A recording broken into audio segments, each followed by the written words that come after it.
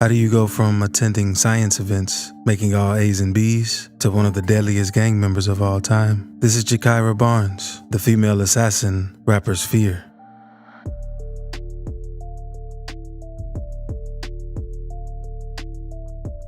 Jakira was the last person you'd expect to become an assassin, because growing up in the early 2000s, she was just your average girl who was funny, sweet, and loved by almost everyone. But things weren't always easy for Jakira, since she grew up on the south side of Chicago, one of the most dangerous hoods in America. And at just 1 year old, she lost her father to gun violence since he was killed in front of their home. And the violence in the neighborhood was steadily increasing. And just a few years later, Jakira witnessed her older brother get gunned down right in front of her eyes. So death quickly became a common theme in her life and seriously impacted her. But this didn't stop her from striving, since school was the one thing that made her happy. She attended the school's math and science events. She even was an honor roll student who dreamed of becoming a social worker. But in the middle of Jakira's 9th grade year, something would change. Her grades started getting worse, and she started having behavioral issues. And she was spending way more time on the block with her friends from the 63rd block in Chicago. And Jakira was quickly influenced by the wrong crowd. So she started fighting girls from rival neighborhoods like TYMB and their biggest rivals, basically right across the street known as O Block. And these fights started escalating to gunplay, and Jakira would start to lose more and more of her friends. And on January 2011, her life would completely change for the worse. On this day, her best friend, Tuka, was standing at the bus stop when a car pulled up on him and started letting off shots. The gunman shot Tuka several times, and he was later pronounced dead on the scene at just 15 years old. And once Jakira and the other gang members found out about Tuka's death, they decided to change the name of their gang to Tukaville to pay love and respect to their fallen soldier. And they would also say they were smoking on Tuka as a way to pay respect. But the opposition of Tukaville took this saying and turned it into a line of disrespect. Since when rising Chicago star Chief Keef got a hold of the saying, he would often say how he was smoking on Tuka. Tuka. Tuka. You shot Tuka?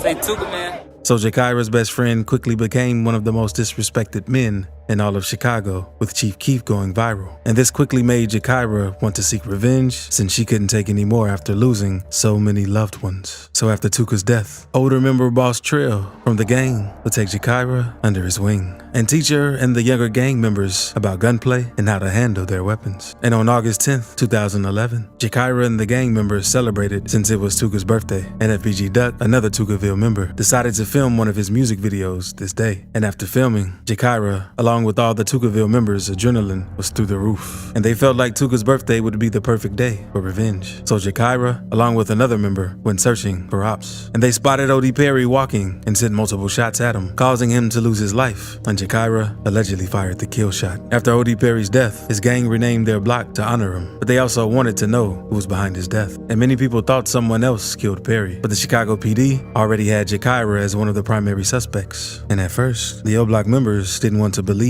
that a teenage girl had taken the life of one of their top members. And Jakira quickly started to get the reputation of a shooter around the city. But not long after this, Jakira would lose another loved one. Because Jakira and Taekwon were cousins, they would spend a lot of time together, even though his mom moved him out of Chicago to escape the violence. But one day, Taekwon came to Chicago so he could go to a party with Jakira, which wasn't a good idea, because at the end of the party, a fight broke out amongst a group of men, and gunshots rang out, with one of those bullets hitting 13-year-old Taekwon. And Jakira was there to witness another loved one lose their life in front of her eyes. So Jakira was truly heartbroken after Taekwon's death and changed her social media to Taekwon Assassin. She even created a subset of Tukaville named Taekwon World, which featured the younger members of the gang. And it didn't take long for Taekwon World to gain a reputation for dropping bodies, since Jakira would instruct the youngins to slide on gangs they were beefing with, while she focused on the bigger targets. At this point, a real war was going on, and Jakira and the rival gangs continued dissing the dead members on social media, only making things worse. So on September 25th, 2012, Jakira got into a fight with a rival member, King Von. As soon as they saw each other on the train, King Von punched Jakira in the face multiple times, and once he got home, he went to Twitter to let everybody know what he did to her. And Jakira would acknowledge what happened, saying he only bruised her face, but it was all good since her 40 cal could leave a hole in King Von's face. And a few days later, Jakira would tweet at King Von to let him know she beat up an O Block member on the train. And King Von would would acknowledge these tweets saying how Jakira isn't a lame and he thinks he's in love with her. Vaughn continued making tweets to Jakira, telling her how much he liked her and wanted to date her. Vaughn would also tell Jakira that after the gang wars are over, they could be together. And not too long after tweeting with him, she made a tweet dissing Odie Perry. And Jakira started back tweeting at Vaughn, saying how O-Block wasn't dropping any bodies and her gang was putting in all the work, which eventually got Vaughn so agitated that he asked her if she wanted to have a shootout with him. And Jakira would respond by saying yeah, and telling him to bring his friend T-Roy, another O-Block member. And later, on October 9th, 2012, King Von and T-Roy were spotted outside O-Block. It's said that Jakira and another gang member ran down on Von and T-Roy and sprayed up the block, hitting King Von in the leg.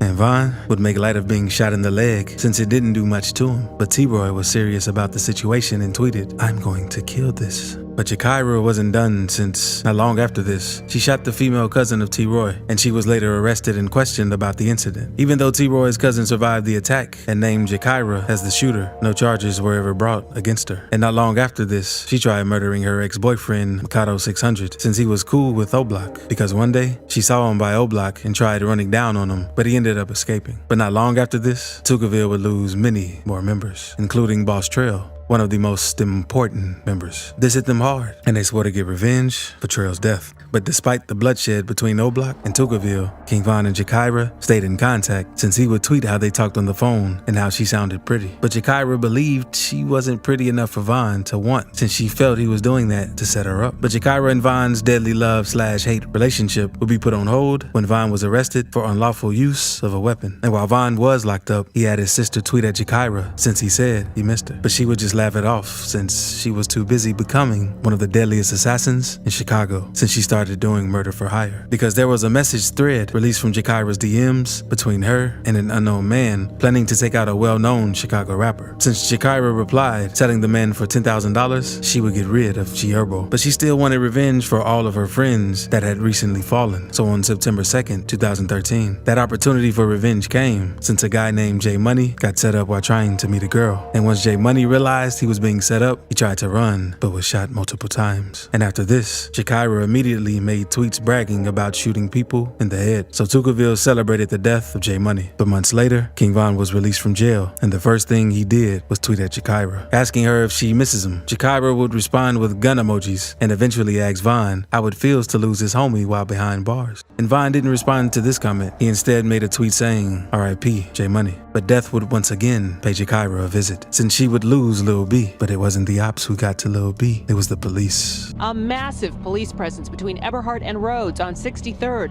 Patrol cars, blue lights flashing after a police-involved shooting. He got shot 7 times on Rhodes, right there by the police. Friends say 19-year-old Rasan Shah had just left them to get something to eat. And the death of Lil B destroyed Jakira, and she completely broke down at the funeral. And since she was in pain, she wanted her ops to be in pain, especially Chief Keef, due to all the dissing he was doing towards Tuka. But he had already moved out of Chicago after making it in the rap game, but he still had family in Chicago. So in the early morning hours of April 10th, 2014, Chief Keef's cousin, Blood Money, was sitting in front of his family's home when he was approached by a gunman and shot multiple times. And Jakira would let it be known that she was responsible for the death of Blood Money. But not even the death of her enemies could heal her, since she would go on social media to talk about her pain and all the people she had lost. She even made a tweet saying how she would have been a better person if her dad was around. And according to Jakira's mom, when she looked in her eyes, she could already tell her soul was gone. And her mother's intuition would be proven correct. Unfortunately, on April 11th, 2014, Jakira made a fatal mistake by tweeting out her location for everyone to see, including her ops. She was walking down the block with 2 friends who were headed over to Wooski's house to celebrate Boss Trail's birthday, when a gunman hopped out of a vehicle, waved bystanders to get out of the way, and began opening fire at Jakira and her friends. Her 2 friends were hit, and Jakira was hit 9 times. After being shot, she stumbled to a nearby home, where she lay on some steps, taking her last breath.